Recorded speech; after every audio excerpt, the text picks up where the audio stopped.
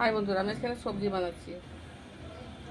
তেল বসিয়ে দিয়েছি, পাঁচফোড়ন দিয়ে দিয়েছি, এইগুলো কেটে নিয়েছি, পটলটা ভেজে নিয়েছি, নুন দিয়েছি, হলুদ দিয়েছি, চিনি দিয়েছি, সব দিয়ে দিয়েছি।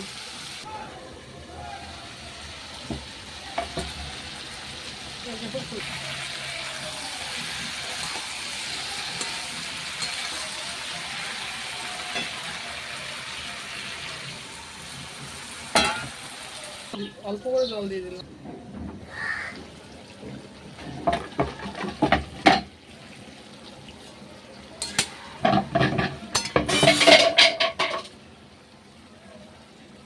এই দেখুন, আমার পাঁচমিশালি তরকারি হয়ে গেছে। কড়াইতেই থাকবে, আর ঢালি নেই। দেখুন, সজনে ডাঁটা, কুমড়ো, পটল, বেগুন, আলু, তারপরে কি গাজর, পাঁচফোড়ন ফোড়া দিয়ে পাঁচমিশালি তরকারি হয়ে গেছে।